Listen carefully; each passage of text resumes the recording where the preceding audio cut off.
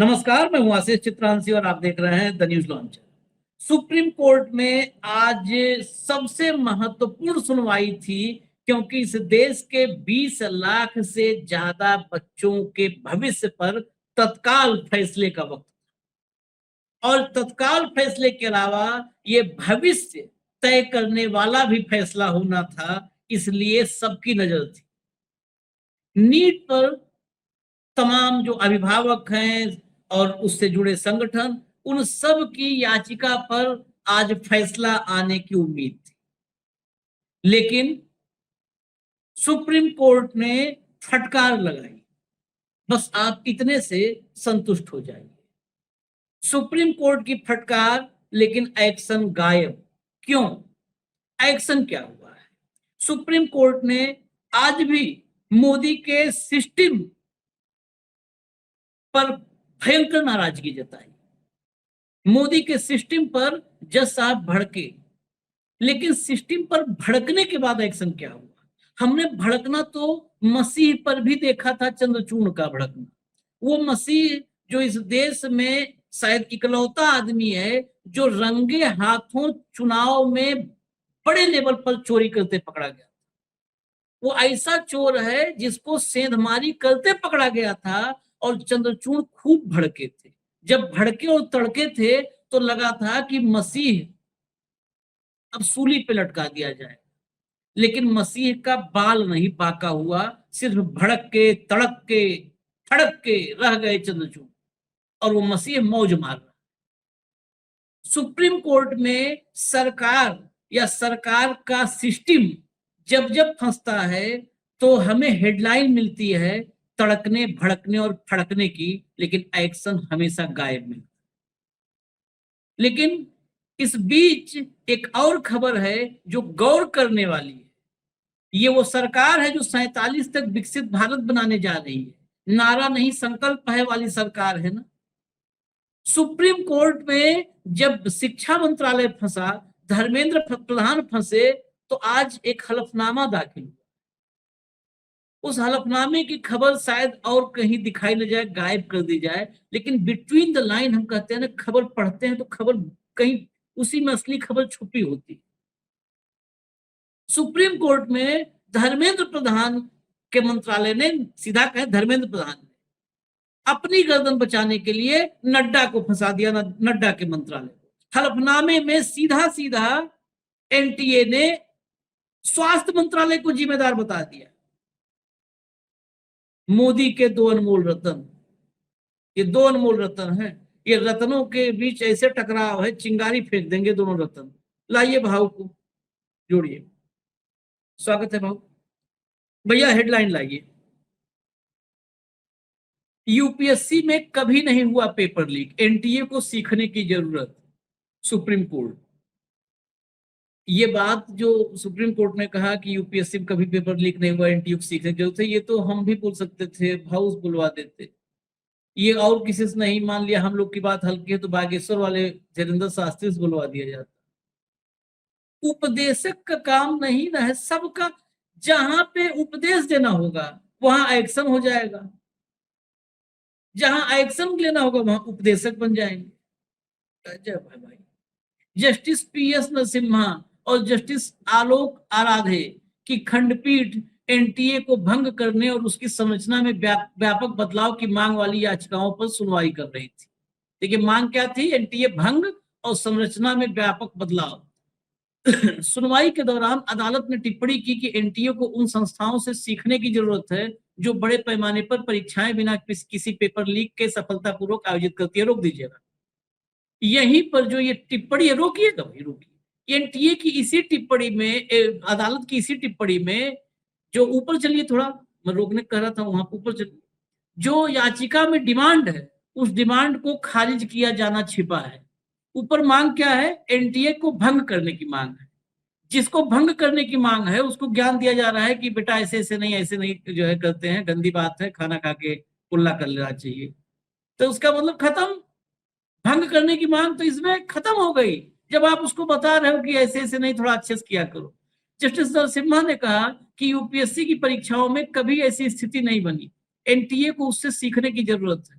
उन्होंने आगे कहा कि वास्तविक समाधान तभी संभव है जब स्पष्ट हो कि किसी विफलता की जिम्मेदारी किस व्यक्ति पर है, केवल संस्थागत जिम्मेदारी तय करना पर्याप्त नहीं हो।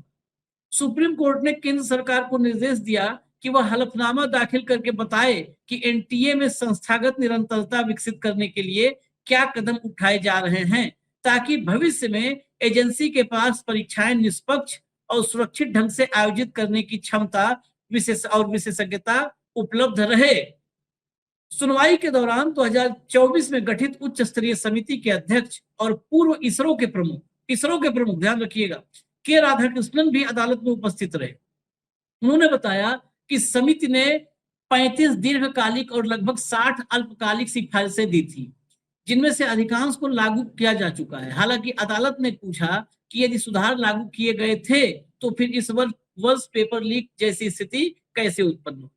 देखिए, सवालों और जवाबों के चक्रव्यूह में उलझा हुआ इस देश का नौनिहाल, फटकार सुने, उसकी चित्कार कोई नहीं सुन रहा है, बस फटकार को हेडलाइन बना दिया जा रहा है। 22 लाख बच्चों की चित्कार सुन लो, ये फटकार उसके सामने दुई कौड़ी की है, दुई कौड़ी की फटकार। ये फटकार किसी न किसी के कुकर्मों को बच के निकलने का रास्ता भी देती है, चुप्पे से सन्नाटे में निकल जाए। और सोचिए आप भाऊ, इस हेडलाइन पर आगे बढ़ते हैं। इसमें जो कमेटी बनाई गई थी सुधार के लिए, वो इसरो के पूर्व चीफ को बैठाए गए। इसरो चीफ, हमने पहले भी कहा था आपको कि न्यायपालिका में भी क्या राजनीतिज्ञों के मतलब जो राजनीतिज्ञ है उनका कोई पब्लिसिटी का कीड़ा लग गया है कि क्या, ये मैंने पहले भी कहा था। मैं ऐसे टिप्पणियों पे क्या मतलब, ऐसी टिप्पणियों पे जब हम बात करते हैं तो लोगों को ऐसा लगता है कि न्यायपालिका सुधर रही है। ये सारी टिप्पणियां गौण हो जाती है जब ऑपरेटिव जजमेंट आता है। सवाल ये है कि उसमें जो बोल रहे हैं कि भाई ये नीतिगत, उन्होंने कहा कि भाई संस्थागत जिम्मेदारी नहीं होनी चाहिए। एनटीए में संस्थागत निरंतरता विकास करने के लिए क्या कदम उठाए जा रहे हैं ताकि भविष्य में एजेंसी के पास परीक्षाएं निष्पक्ष सुरक्षित ढंग से नियुक्त करने की क्षमता और विशेषज्ञ उपलब्ध रहे। भाई 3-3, 4-4 बार पेपर लीक हो गए, उसके बाद भी आप पूछ रहे हो उनको। 2024 की समिति कहती है, राधाकृष्णन जी, कि वो सारी सिफारिशें लागू की, तो आपकी सिफारिशें गलत थी। सिफारिशें गलत थी कि जो पेपर लीक हो रहे उसके बाद भी। अब उनने पूछा भी कि भी सिफारिशें लागू हो गई तो कैसी हो गई, तो तुषार मेहता ने जो कहा वो बहुत, मतलब वो कितना, तुषार मेहता भी ये पाप कहां ढोएंगे भाई। कहीं तो कहीं इस झूठ बोलने का कहीं ना कहीं तो हिसाब देना पड़ेगा। सॉलिसिटर जनरल तुषार मेहता ने केंद्र सरकार की ओर से अदालत को आश्वस्त किया कि सरकार इस मुद्दे को अत्यंत गंभीरता से ले रही है। पेपर लीक होने के बाद प्रधानमंत्री कार्यालय से एक शब्द नहीं आया। पेपर लीक होने के बाद विद्यार्थियों को ही कोसा गया। पेपर लीक होने के बाद लीक नहीं हुआ यही बोला गया। जब कॉकरोच पार्टी बनी और उसने नीट के पेपर लीक ने उसमें तड़का लगा दिया, तब सरकार ने कहा कि नहीं, गड़बड़ हो गई, ये सारे जेनजी इकट्ठा हो गया। तो पहले तो वो कॉकरोच जनता पार्टी के सारे सोशल मीडिया के अकाउंट सस्पेंड करवा दिए और उसको लटका दिया अदालतों के चक्कर में। और दूसरी तरफ मंत्री जी को आगे कर दिया कि हाँ मैं जिम्मेदारी लेता हूं और अब एयरफोर्स इसका काम करेगा, डिफेंस मिनिस्ट्री इसको हैंडल करेगी। अरे डिफेंस मिनिस्टर लगाओ कि सीआईए लगाओ कि इजराइल की सेना लगाओ, पेपर लीक जहां नहीं हुआ वहां क्या कर रहे हो आप? जहां पेपर लीक हो गया वहां हाथ डालो।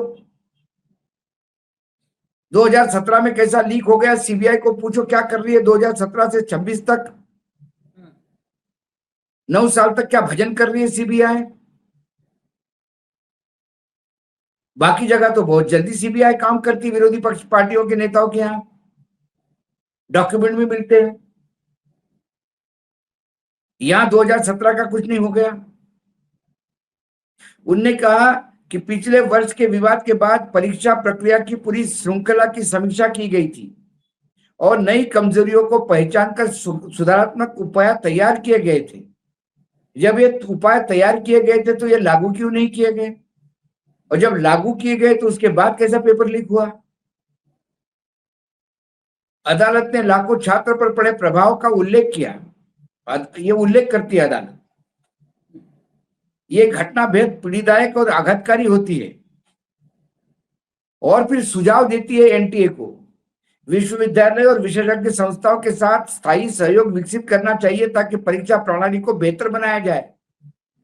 तो एनटीए इतने साल तक क्या भांग खा के बैठा था? एनटीए ऊपर कहता है कि 2026 में इसरो का अध्यक्ष कहता है, जो इसरो का अध्यक्ष रहा है वो कहता है कि हमने सुधार बताए थे और सुधार ने एक्सेप्ट कर दिए। आशीष जी, कितने भी सुधार करो, कितने भी करो, जब इनकी नियति चोरों की है वो चोरी से बाज नहीं आएगा, क्योंकि मामला ऊपर तक पहुंचा है, ऊपर से नीचे तक सब लिप्त है, इसलिए किसी को डर नहीं है पकड़े जाने का और एक्शन लेने का। नहीं, कुछ मेरे 2017 में भाई बता रहा हूं ना, एनटीए में जब पेपर लीक हो गया तो एक नाकारा जो एनटीए का चेयरमैन था, इंचार्ज था, उसको निकाल दिया गया। उस नाकारा आदमी कभी कहां है? अभी छत्तीसगढ़ में मलाईदार पोस्ट पे बैठ के मलाई काट रहा होगा। मैं वो तो अभी मैं आज उसको सुनवाऊंगा, अभी बाइट भी उस पर लाऊंगा, लेकिन कुछ मेरे पायलट पॉइंट्स हैं। अगली हेडलाइन देखिएगा, उसके बाद वो पॉइंट्स उसके बाद रेज होंगे। NEET paper leak, SC stresses accountability, जवाबदेही पर जब सुप्रीम कोर्ट ने जोर दिया है, जो कि इस सरकार में है ही नहीं। गवर्नमेंट से सरकार ने कहा PM personally supervising situation, Modi खुद ही नजर बनाए हुए हैं, स्थिति पर नजर बनाए हुए हैं, इनकी मोदी की निगरानी में। ये कई जगह हेडलाइन, आज हेडलाइन सुबह से थी वायुसेना और आर्मी, अब हेडलाइन इस समय चेंज हुई है कि मोदी की निगरानी में अब नीट होगा। अब देखिए, सेना और मोदी दोनों को जोड़ लीजिए। मोदी की निगरानी में अगर सेना काम करेगी तो क्या होगा? पेपर साहब कहां पे ले जाना है? जहां उचित लगे ले जाओ, जहां उचित लगे ले जाओ। पेपर साहब किसको देना है? जिसको उचित लगे दे दो भाई, जिसको उचित लगे दे दो। ये निगरानी करने वाला आदमी, निगरानी करने वाला जिसने किसी की आपने निगरानी नहीं सेना की। को बीच में लाकर और मोदी जी का नाम उछालकर आपने पेपर लीक करने वालों को और सुरक्षित दे दिया है। एग्जैक्टली वही हुआ है। इसके बाद जब पेपर लीक होगा तो ये मानेंगे नहीं पेपर लीक हुआ, नहीं, और निगरानी फिर कौन कर रहा है? वही तो भगवान की निगरानी कर रहा है। आप राष्ट्रद्रोह कर रहे हो, सेना पे उंगली उठा रहे हो। और पॉइंट्स हैं। राधा कृष्णन साहब इसरो के पूर्व प्रमुख हैं भाऊ, इसरो के पूर्व प्रमुख के रूप में बहुत समय। एनटीए को सजेशन देना था, यहां पर निजी तौर पर मेरी आपत्तियां हैं। एनटीए यानी परीक्षा कैसे लीक प्रूफ बने, लीक प्रूफ परीक्षा बने, उस ऐसे किसी एक्सपर्ट के जिम्मे होता, कोई डीन होता किसी विश्वविद्यालय का, कोई वाइस चांसलर ऐसा होता जिसके पास 100, 200, 500 एग्जाम कराने का अनुभव होता। सैटेलाइट उड़ाने वाले को कह रहे हो एग्जाम में सलाह दो, तुम लीक कैसे नहीं होगा? आप बताइए ना, किसकी विशेषज्ञता का क्या ये इस्तेमाल करते हैं? राधा कृष्णन साहब से अगर किसी लॉन्चिंग में फेलियर हो जाता और उसके लिए कमेटी बनाते कि आगे की लॉन्चिंग कोई फेल ना हो, 10 उपग्रह अभी पता नहीं कहां से, जो एक रिपोर्ट ऑफिशियल थी, किसके उसके वजह से वो अपने अपने ऑर्बिट से भटक गई, क्या हुआ, उस पर राधा कृष्णन को उठाते तो समझ में आता। परीक्षा में लीकेज ना हो, इसके लिए इसरो चीफ को बना दो। डीन करवाता है, प्रॉक्टर होता है, वाइस चांसलर होता है, जो परीक्षाओं के जिम्मेदार होते हैं, जिनके पास 40 साल 50 साल का शैक्षणिक अनुभव है, जिन्होंने आईआईटी का, कोई आईआईटी का, हम तो ये नहीं कर रहे, आईआईटी का बनाते आप, आईआईएम का बनाते आप यूपीएससी के चेयरमैन को, एक्स चेयरमैन को लाकर के यूपीएससी का एग्जाम्पल दिया जा रहा है ना अदालत में, सुप्रीम कोर्ट में। यूपीएससी के कैसे एक्स चेयरमैन को आप ला करके बनाते कि ये यूपीएससी के एक्स चेयरमैन की अगुवाई में कमेटी है, ये सजेशन देंगे। यूपीएससी का चेयरमैन हर साल करवा रहा है एग्जाम, हर साल करवा रहा है ना, वो एक्स चेयरमैन वो बताता ना कि एग्जाम कैसे करवाया जाता। ये नरेंद्र मोदी सरकार की सबसे बड़ी खूबी यही है, सबसे बड़ी खूबी है। हलवाई से कहते हैं चलो तुम फार्मास्यूटिकल में चलो, पैरासिटामॉल का कंपोजिशन बताओ कैसे बनना है। हलवाई मिठाई लड्डू बनाएगा कि पैरासिटामॉल बनाएगा भाई? और उसके बाद भी इन सब पर अगर देश की जनता इनको नहीं समझ पाए तो फिर देश का दुर्भाग्य। हलवाई से भैया तुम लोगों को एंटीबायोटिक खिलवा देगा, कहेगा हलवाई ने एंटीबायोटिक बनाया। अरे बाबा, यूपीएससी के चेयरमैन को या यूपीएससी में जो एग्जाम कंडक्ट करता है उसको बुलाते। वही मैं कह रहा, देते आप कमेटी, वो आदमी बताता ना हर साल काम करवा रहा है। एनडीए की एग्जाम मैंने 2 बार दी, दोनों बार क्वालिफाई हुआ। पहला एसएसबी बैंगलोर, दूसरा एसएसबी इलाहाबाद। मेडिकल की वजह से नहीं जा पाया, बात अलग है। लेकिन आज तक हमने तो कभी नहीं सुना एनडीए का पेपर लीक हुआ, कभी नहीं सुना। यूपीएससी लेती है तो यूपीएससी के चेयरमैन को बुलाते हैं। आप फाइनेंस कमीशन के चेयर को बुलाओगे, आरबीआई के गवर्नर को बुलाओगे। आरबीआई गवर्नर को कह दो चलो तुम पेपर लीक पे बताओ। ये पता है क्या है, ये जब इवेंटबाज, मतलब जब इवेंटबाज राजा होता है ना भाव, इवेंटबाज राजा क्या, अब जब बनेगा तो हेडलाइन क्या, इसरो के चेयरमैन को जिम्मेदारी दे दी। अरे अच्छा, यहाँ पत्रकारिता तो हो नहीं रही है, वो ये सवाल नहीं पूछेंगे भैया इसरो चेयरमैन को क्यों दी, यूपीएससी के एक्स चेयरमैन को देते, किसी डीन प्रॉक्टर वाइस चांसलर को देते। अरे बाबा, देश की प्रतिष्ठा बढ़ा दी मोदी जी ने। इसरो के चेयरमैन को पेपर सेटिंग कमेटी का चेयरमैन बनाते तो समझ सकता था, साइंस का सब्जेक्ट है, 2-4 सवाल वो बता सकते, हालांकि वो फिजिक्स से रिलेटेड है। ये नीट की एग्जाम डॉक्टर के लिए है तो वो बायोलॉजी के लिए है, तो मैं वो समझ सकता था, तब भी मैं समझ सकता चलो साइंस इन्वॉल्व है। पेपर कैसा लीक न हो इसमें इसरो क्या करेगा? ये डंका इवेंट है भाऊ, विशुद्ध डंका इवेंट है। ये पता है हेडलाइन कैसे, इसरो के चेयरमैन को मोदी जी ने, मतलब जो देश का नाम रोशन किया उसको मोदी जी ने मौका दिया। आर्मी एयरफोर्स पेपर लेके जाएगी, एयरफोर्स में पेपर लेके जाएगी। इवेंट एयरफोर्स में काम पड़ा है। इवेंट बाज राजा, कहीं ऐसा ना हो, आपने बाढ़ में देखा है ना पूरी के पैकेट गिराते हुए, कहीं ऐसा आगे ना हो कि को बड़ा करने के लिए कि आर्मी के हेलीकॉप्टर, सेना के हेलीकॉप्टरों से पेपर गिराया जा रहा है। इस देश में वो हो जाए दिन कि आप देख करके चौंधिया जाए आंख।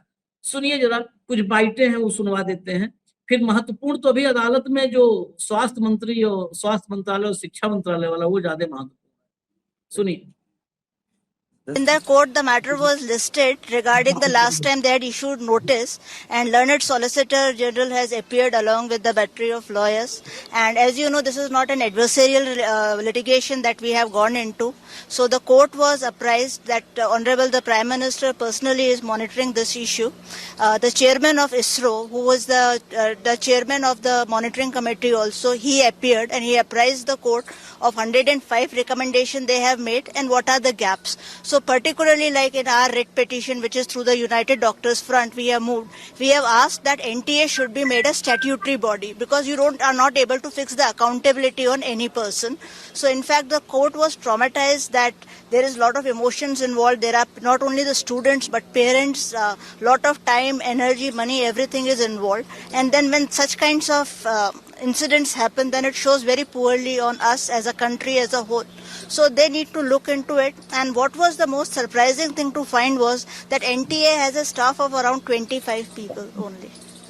And they are conducting an examination for almost 25 lakhs of students, only in NEET. Right, they do have, this is what the court also said, that there is a lot of ad hocism that is going in the country. We need somebody on whose shoulder, you need a single individual should be named on which you can point out that buck stops there. So this was the hearing before the Honorable Court, and it will come after the second week of August? Yes, second week of August.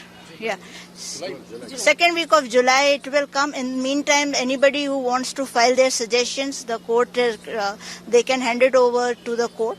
Court has also asked Union of India to file the their counter in this matter. Today, Radhakrishnan sir has appeared, who was the chairman of the monitoring committee. He has filed his own affidavit, as well as the affidavit of NTA was filed.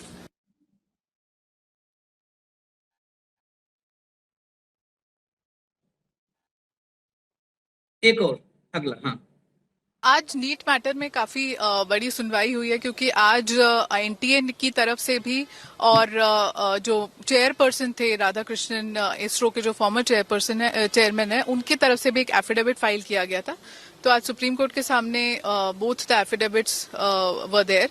Solicitor general appear हुए थे union of India के लिए, और supreme court ने affidavit को भी पढ़ा और फिर ये भी ऑब्जर्व करा कि ये जो बार बार हो रहा है, जो 2024 में हुआ था, ये जो 2026 में पेपर लीक हुई है, तो इसका रीजन क्या है। तो उनके कुछ क्वेश्चन सुप्रीम कोर्ट ने आज चेयरपर्सन से पूछे। चेयरपर्सन इन पर्सन आज कोर्ट में अपीयर हुए थे, तो उनने पूरी प्रोसेस समझाई कोर्ट को कि क्या क्या हुआ है एनटीए की तरफ से, और क्या क्या कमेटी की रिपोर्ट कैसे कैसे फॉलो हुई है, ये सारी चीजें भी बताई गई आज कोर्ट में।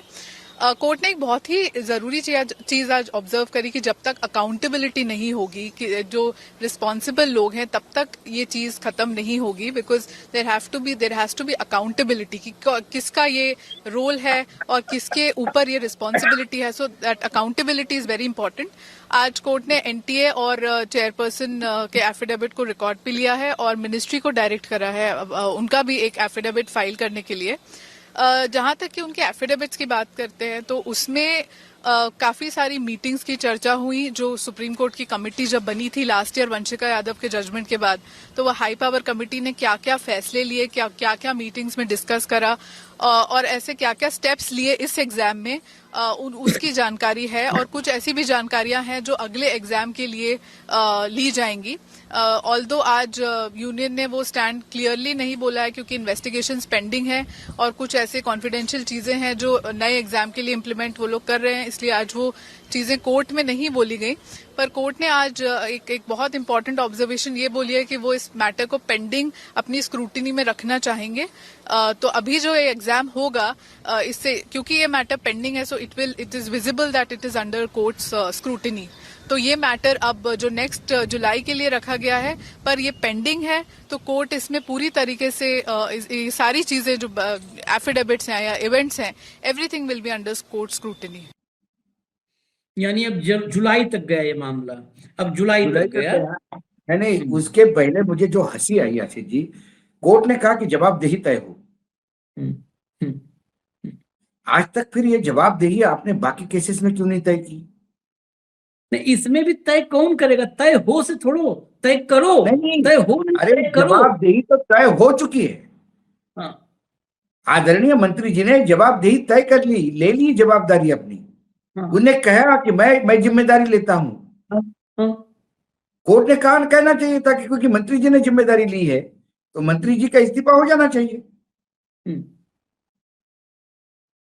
या मंत्री जी के ऊपर वारंट इशू करो। पेपर लीक की जिम्मेदारी उन्होंने ली है, तो ही शुड बी प्रोसिक्यूटेड। जवाबदेही तय करने के नाम पे किसी प्यून का बलि दे दोगे आप? ये मामला जुलाई अगस्त तक ये चलता रहेगा, फिर एक आध कमेटी बनेगी, फिर किसी फाइनेंस कमीशन के चेयरमैन को पेपर कैसा लीक हो जाए इसके ऊपर अपॉइंटमेंट होगा, या आर्मी का रिटायर्ड कोई चीफ होगा उसको बोला जाएगा, या पूर्व राष्ट्रपति तो हमारे आजकल खाली बैठे हुए हैं, कभी वन नेशन वन इलेक्शन करते, कभी क्या करते, उनकी अध्यक्षता में एक आध कमेटी बनेगी कि पेपर लीक कैसा नहीं हो जाए। फिर वो कुछ फेविकॉल लेके कहीं जान जा छेद है लीक के, वहां फेविकॉल लगाएंगे। यही होगा इस देश में। फिर अगली एग्जाम आएगा, फिर लीक होगा, फिर हंगामा होगा, फिर बच्चे जान दे देंगे, फिर सुप्रीम कोर्ट कहेगा कि ये बहुत गलत हो रहा है। ये रिपीटेड ड्रामा हो रहा है हमारे देश में 2017 से लेकर लगातार, लेकिन जवाबदेही तय नहीं हो रही है। चिंता सभी व्यक्त कर रहे हैं, चिंता मुक्त कोई नहीं कर रहा है।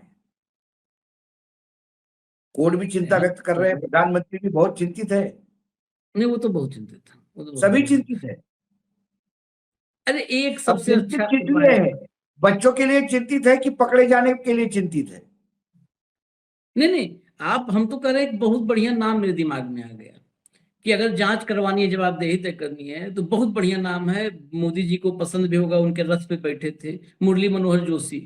प्रोफेसर हैं, एचआरडी मिनिस्टर रहे हैं, मतलब इस विभाग के, धर्मेंद्र प्रधान वगैरह को अभी भी पढ़ा सकते हैं। मुरली मनोहर जोशी दे तो अपने आप बता देंगे किसकी जिम्मेदारी है। खैर, हम लो, खबर के अगले अजीब मुख्य, बात है, कोई पत्थर पैरों पे पत्थर मारेगा। तीसरे हम कह रहे हैं। आशीष जी, हाँ, आप ये देखिए असली खबर अभी तक बची है, क्योंकि इन लोग की बायोटिट सुना था। भैया लाओ हेडलाइन लाओ तो। हाँ, एनटीए ने नीट पेपर लीक के लिए स्वास्थ्य मंत्रालय पर ठीकरा फोड़ा, दी ये दलील। ये देखिए, ये असल में असली खबर तो ये है, सब खबर में असली खबर ये है। अंदर दिखाइए खबर, अंदर खबर लाइए। दोपहर 1 बजे के करीब एनटीए ने अपना हलफनामा कोर्ट में पेश किया। हलफनामे की एक खास लाइन में एनटीए ने सीधे तौर पर खुद को बचाते हुए पेन एंड पेपर ओएमआर जो है मोड का ठीकरा स्वास्थ्य मंत्रालय और नेशनल मेडिकल कमीशन एनएमसी पर फोड़ दिया। एनटीए ने सुप्रीम कोर्ट से साफ साफ कहा कि नीट यूजी 2026 को पेन और पेपर मोड में सिर्फ इसलिए कराया गया क्योंकि स्वास्थ्य मंत्रालय और एनएमसी की योजना अब्लिक नियम ही ऐसा कहते हैं। बाकी हमारे लिए जितने भी बड़े एग्जाम हैं, वे सब हम पहले से ही कंप्यूटर बेस्ड टेस्ट मोड में करा रहे हैं। एनटीए ने हाई लेवल कमेटी की निगरानी में बड़े सुधारों का दावा किया। एनटीए ने अपने हलफनामे में साफ किया कि इसरो के पूर्व चेयरमैन डॉक्टर के राधाकृष्णन समिति की सिफारिशों को समयबद्ध तरीके से लगातार लागू किया जा रहा है। यानी धर्मेंद्र प्रधान का एनटीए, शिक्षा मंत्रालय का एनटीए, नड्डा के स्वास्थ्य मंत्रालय की वजह से फेल हो रहा है। भाऊ, असली खबर ये है जिस खबर की चर्चा आज हमको लगता है हेडलाइन लगा करनी चाहिए। आज करो हल्ला बोल इस पे। भाई देखो, मेरा ये कहने का मतलब है कि अभी जेपी नड्डा की तरफ से स्टेटमेंट आएगा कि हमारे तो कहीं ऐसा ही नहीं। ये आशीष जी, ये चेंजिंग फोकस है। आपको पता है क्या, मुंबई में जहां मैं बैठा हूं अभी, पॉकेट मार होते हैं, इतने प्यार से पॉकेट मारते हैं आपका पता भी नहीं पड़ता। लेकिन जहां जहां पॉकेट मारा जाता है वहां एक इंसिडेंस होता है। कोई किसी को धक्का देता है और वो इसको पकड़, धक्का क्यों दिया, वो आपस में लड़ने लगते हैं, सारे लोगों का फोकस, अपन भी देखने लगते क्या लड़ाई हो रही है, पीछे से पॉकेट मारते हैं। तो ये आपस में लड़ाई जो है पॉकेट मार की है, ये गैंग है पॉकेट मारों का। They are the gang of pickpocketers. वो स्वास्थ्य मंत्रालय को बोल रहा है, स्वास्थ्य एचआरडी को बोला है, वो उसको बोल रहा है, वो इसरो को बोल रहा है, इसको ये सब आपस में इतना ये कर रहे हैं कि आदमी सोचता है कि अरे बाबा चुप रहो। वो भूल जाता है कि वो एनटीए पे बात हो रही है, नीट पेपर लीक हुआ है, ये इश्यू नहीं होता है खत्म। तब तक दूसरे एग्जाम आ जाते, लोग भी थक जाते हैं कि क्या यार एक दूसरे के खिलाफ बोल रहे हैं, वो उसको, क्योंकि एनटीए के पास और देने के लिए कुछ नहीं है। खुद बोलने की औकात नहीं है कि हाँ हमसे पेपर लीक हो गया, हम जवाबदेही लेते हैं, हमको कोई भी सजा दे दो ना। अब हेल्थ मिनिस्ट्री उस पर जवाब देगी कि हमारा कोई लेना देना नहीं है। फिर ये उस पर जवाब देगा, ये लड़ाई चलती रहेगी। बाद में उसका फोकस इस लड़ाई का होगा कि कौन मिनिस्टर जिम्मेदार, लेकिन किस बात के लिए जिम्मेदार, ये इश्यू हम भूल चुके होंगे।